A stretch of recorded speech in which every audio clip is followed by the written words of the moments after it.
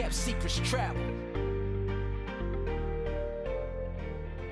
When are cameras a good idea to bring on your holiday, and in certain moments good idea to actually use them?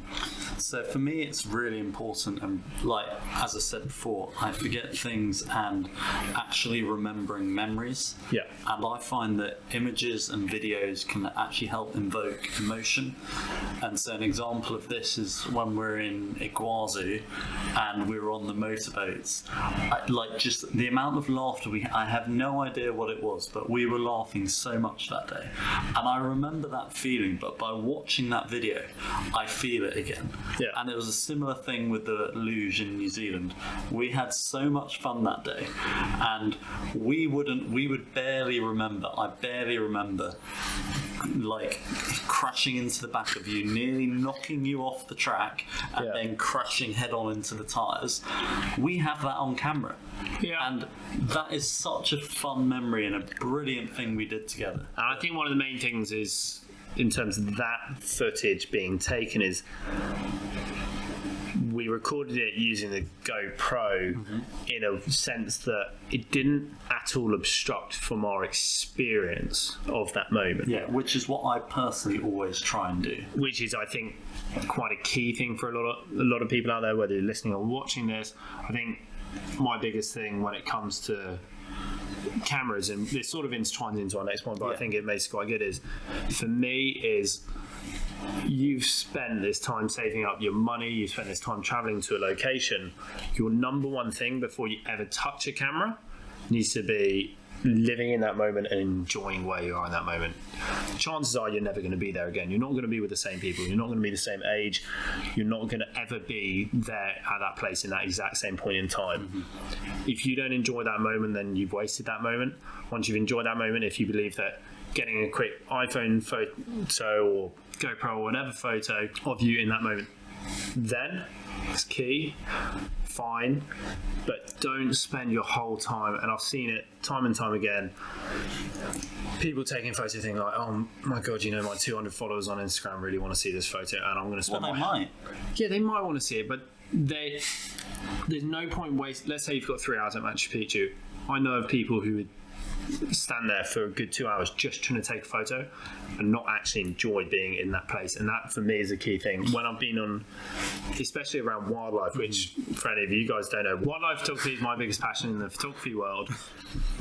There are so many times I know I've seen something and I do not have time to get the camera out, or actually I just want to completely live in that singular moment of seeing it, because I know for a fact I'll never capture that emotion. I will waste that time trying to get my camera out. So that's a slightly different one, because the one in the examples I spoke about were actually of us, and you can see our emotions. Yeah. Whereas that's obviously taking a picture of something else. Yeah. It's trying to I think that's the difference. Is the ones which you speak about of us, that's from like someone's perspective watching us. That's a perspective we won't ever get.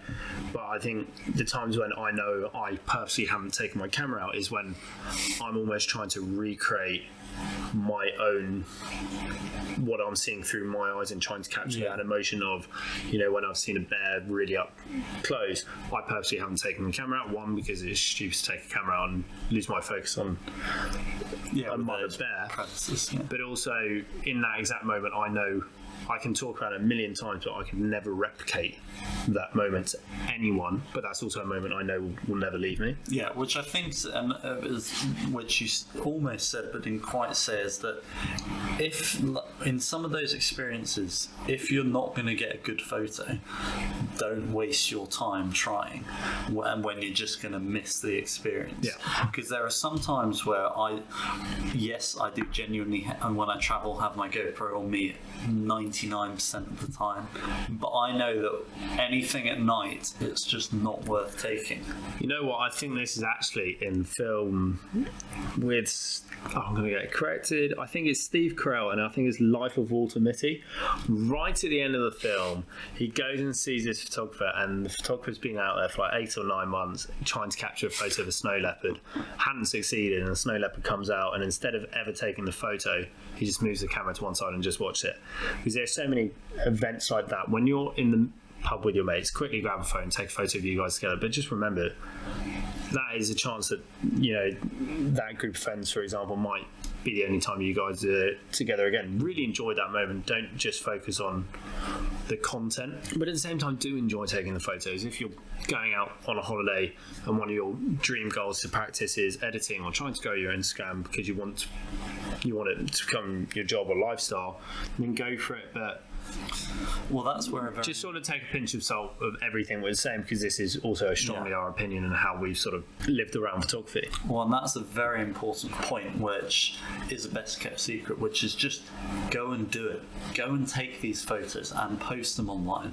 They're not going to be perfect. They might be. I mean, sometimes they are, but they're not going to be perfect. But just go and take them and post them, and because you're always going to get better, and the only way you'll get better is by actually going out, taking these photos and practicing. And don't delete them if they're bad. If you're drunk in a bar, let's say in Barcelona, and you're with your mates and one of you's taken out a camera and someone's done something funny, or you know, you're in a hostel and you're playing a game and someone's captured a moment, fallen off a bar or or you're in fancy dress, keep those photos, because to be honest, they're the ones you're actually going to really care about. It's not when you've done this perfect Instagram photo where you think you're amazing. It's the ones where you're with your mates, and the ones you really care about. The real ones. Yeah, your real photos, the ones which some people sadly aren't willing to post on Instagram because they're... Or you post on your Finsta instead.